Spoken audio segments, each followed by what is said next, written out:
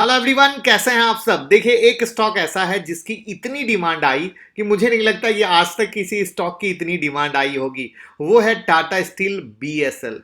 क्योंकि इसने बिल्कुल एक मल्टी बैगर की तरह रिटर्न दिया, और सबसे प्यारी चीज क्या है, अभी भी बहुत सस्ता है अपने पीयर्स के मुकाबले। सस्ता नहीं, बहुत सस्ता है। तो किस तरीके से क्या है और किस तरीके से ये 97 रुपीज का शेयर, आपको जब इन्वेस्टमेंट की बात आती है तो बिल्कुल हम 5 ईयर्स देखते हैं, 10 ईयर्स देखते हैं।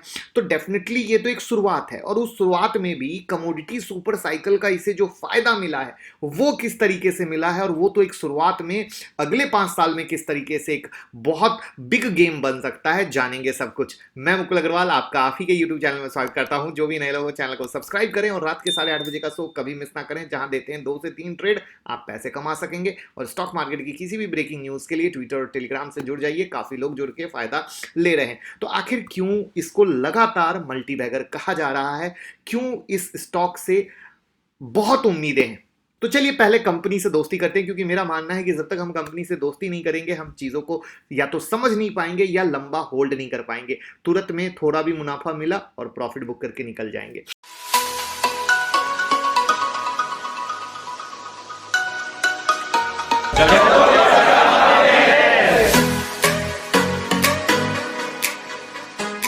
तो ये कंपनी पहले भूषण स्टील के नाम से जानी जाती थी। 2017 में बैंकरप्सी हो गई थी। लेंडर और क्रेडिटर्स ने 63,000 करोड़ इस कंपनी से लेने का क्लेम किया था, लेकिन टाटा स्टील ने इस कंपनी को इंसॉल्वेंसी के रिजोल्यूशन प्रोसेस में लिया था, और कंपनी के दिन बदल गए, और सिर्फ 2 फाइनेंशियल ईयर में, वो भी कोविड के टाइम में। यानी आप समझ सकते हो, एक चमत्कार से कम नहीं। अब टाटा स्टील ने इसको जो लिया था वो 35,200 करोड़ में 2018 में लिया। यानी अगर कहा जाए तो ये टाटा स्टील की सब्सिडरी कंपनी हो गई। और उसके बाद टाटा स्टील ने मेहनत की इस कंपनी के पीछे, और रिजल्ट आपके सामने है। अब अगर एक बात कहें कि जब से टाटा स्टील ने इसको लिया, तब से उसके बाद इस कंपनी के पीछे 400 करोड़ खर्च किए। क्यों?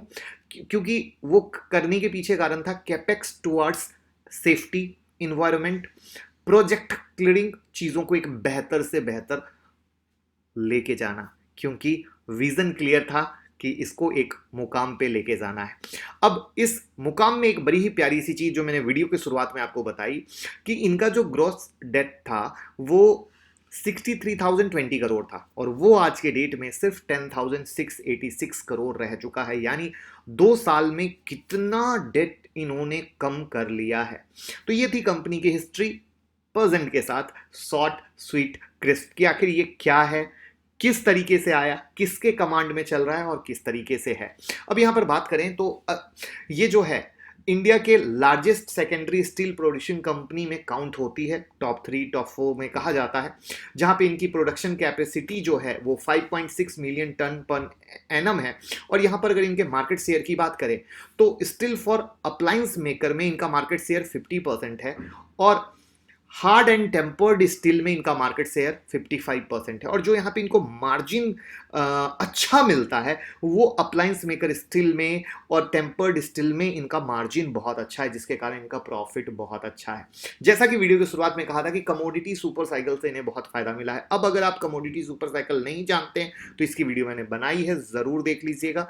आई ओपनर है, क्योंकि ये बहुत कम टाइम आता है, लेकिन जब आता है जिंदगी बदल के चला जाता है। और कुछ जिंदगी इसने बिल्कुल टाटा स्टील बीएसएल कह लो या टाटा स्टील की भी बदलने में कोई कमी नहीं हुई है। अब यहां पर आप ये देखें कि जो इसका होल्डिंग है, पहले तो होल्डिंग पे आप आ जाओ। होल्डिंग में आप पाओगे कि प्रमोटर होल्डिंग एकदम सुपर सॉलिड 72.65 है। अगर आप म्यूचुअल फंड होल्डिंग देखोगे 0.33% है। अगर आप एफआईआई की पोजीशन देखोगे, लगातार इसमें बढ़ी है, और बढ़ते बढ़ते 1.11% हो गई है। यानी अब जैसे जैसे चीजें अच्छी होती जा रही हैं, लोग लेते जा रहे हैं। मैनेजमेंट का नाम तो कहने की जरूरत ही नहीं है, जब टाटा ग्रुप लग गया हो। और टाटा ग्रुप तो अभी चल नहीं, दौड़ नहीं, उड़ रहा है। जिस तरीके से उसके सारे शेयर 1 बाय 1 उड़ रहे हैं, क्योंकि मैनेजमेंट बहुत ही फोकस्ड वे में काम कर रहा है। और उस फोकस्ड वे में जिस तरीके से ये चल रहा है आपके सामने है। और उसमें जो सबसे प्यारी चीज है, जब आप इसके फाइनेंशियल ईयर 2021 के क्वार्टरली रिजल्ट को देखोगे तो आप बिल्कुल मजा आ जाएगा कि कैसे नेट इनकम सितंबर 2020 में 341 करोड़, दिसंबर 2020 में 913 करोड़ और मार्च 2021 में 1913 करोड़ हुआ। मतलब जबरदस्त परफॉर्मेंस आपके सामने है। तो इस तरीके से ये कंपनी एक बेहतर परफॉर्मेंस दे रही है, जिसका ये पूरा मौके का भी फायदा ले रही है, मैनेजमेंट का भी फायदा ले रही है। अब जो इसमें सबसे प्यारी चीज मैंने बोली, ये पीयर से बहुत सस्ता है। इसका जो पी रेशियो है 4.19 है, जबकि आप जेएसडब्ल्यू स्टील देखोगे 20.73, टाटा स्टील 17.36, अगर आप सेल देखोगे 23.11 और पीबी रेशियो भी 0.57 है। तो इन सब के मद्देनजर होते हुए ये सही में बहुत सस्ता है। ऐसे तो ये बात बिल्कुल सही है कि 60 रुपीज के ऊपर इसका रियल ब्रेकआउट हुआ था, उसके बाद ये रुका नहीं और अभी ये 97 के पास चल रहा है, जो चार्ट आपके सामने दिख रहा है। इसमें एक ही चीज है कि मार्केट में अगर गिरावट आती है तो डेफिनेटली इसका 77 का लेवल और 62 का लेवल तो अच्छा होगा ही, वहीं पर अगर इसका ब्रेकआउट होता है तो ये 110 के ऊपर में चलेगा। लेकिन उम्मीद करूंगा कि एक जो सबसे ज्यादा फायदा, मुझे ये जरूर बताना कि जब आपने कंपनी से दोस्ती की, इनके ग्रोथ प्रोस्पेक्ट से दोस्ती की, ये किस तरीके से सस्ता है पीयर में, इससे दोस्ती की, तो क्या आपका ये कॉन्फिडेंस आपको आया कि नहीं आया कि मैं इसको होल्ड कर सकता हूं, ये अच्छा परफॉर्म कर सकता है।